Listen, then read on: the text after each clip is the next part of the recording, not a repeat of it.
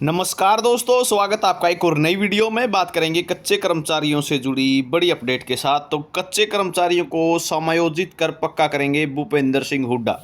तो हुड्डा साहब ने भी भाई अपने पत्ते खोल दिए हैं।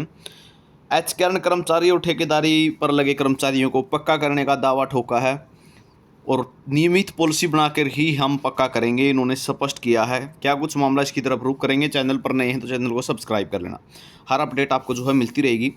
पूर्व सीएम भूपेंद्र सिंह हुड्डा ने कहा है, भाजपा झूठ की दुकान है जो सुबह खुलते ही नफरत और भरम का सामान बेचने लगती है। भाजपा का 10 साल प्रदेश में राज रहा, लेकिन इनके नेता अपने भाषणों में अपना एक काम नहीं गिनवाते, बल्कि अपने स्वार्थ के चलते वो सिर्फ प्रदेश का भाईचारा तोड़ने की कोशिश में लगे हुए हैं। वह छारा में आयोजित जनसभा को संबोधित कर रहे थे तो पूर्व सीएम हुड्डा ने कहा कि चुनाव में एक तरफ झूठ वादे करने वाली भाजपा और दूसरी तरफ वादे की पक्की कांग्रेस। जो हम कहते हैं वो हम करते हैं। हमने कौशल रोजगार निगम के तहत ठेके पर लगे कर्मियों व कच्चे कर्मचारियों को समायोजित कर पक्का करने का वादा किया है। सरकार बनने पर बाकायदा पुख्ता नीति बनाकर जो है पक्का किया जाएगा। भाई बिल्कुल इन्होंने स्पष्ट बोल दी है ये बात। ठीक है, बीजेपी की तरफ से जो है आप सभी को पता ही है, अध्यादेश लेकर आया गया है और मुख्य सचिव की तरफ से भी लेटर जारी हो चुका है। एक डिपार्टमेंट ने जो है अपना प्रपोजल भी दिया 77 कर्मचारियों को पक्का करने और उनकी सैलरी जो है समायोजित करने के लिए। अब हुड्डा साहब ने भी अपने पत्ते खोले हैं। उन्होंने कहा कि कौशल रोजगार निगम के तहत ठेके पर लगे कर्मियों को, कच्चे कर्मचारियों को, सभी को क्या है समायोजित करेंगे और साथ में पक्का करने का काम हम करेंगे। नई एक पॉलिसी बनाएंगे और पॉलिसी के तहत उनको पक्का करने का काम करेंगे।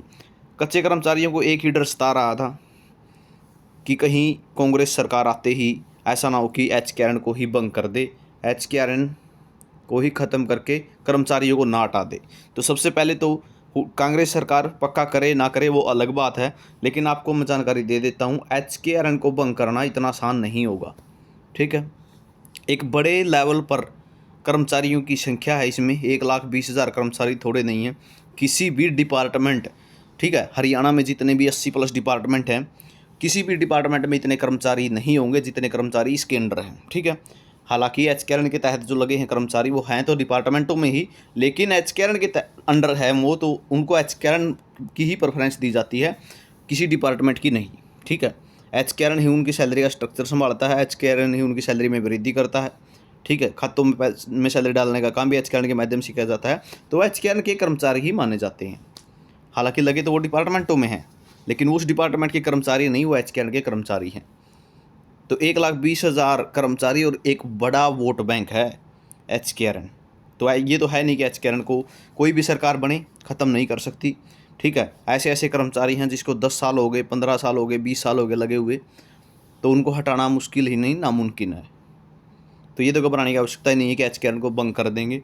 ठीक है, हाँ, एचकेआरएन को ख़त्म करके कच्चे कर्मचारियों के लिए अलग से कोई पॉलिसी बनाई जा सकती है, लेकिन मुझे नहीं लगता कि एचकेआरएन को ख़त्म किया जा सकता है। तो घबराने की आवश्यकता बिल्कुल भी नहीं है। सरकार कोई भी बने, ठीक है, कच्चे कर्मचारियों के लिए कुछ अच्छा ही होगा। ठीक है, कोई भी सरकार बनी, अगर बीजेपी ही बनती है तो पॉलिसी बनी हुई है, जॉब सिक्योरिटी मिल जाएगी लगे हाथों। अगर कांग्रेस बनती है तो हुड्डा साहब भी खुद जो है बोल रहे हैं कि पक्का करने का वादा किया है और हम पक्का करके दिखाएंगे।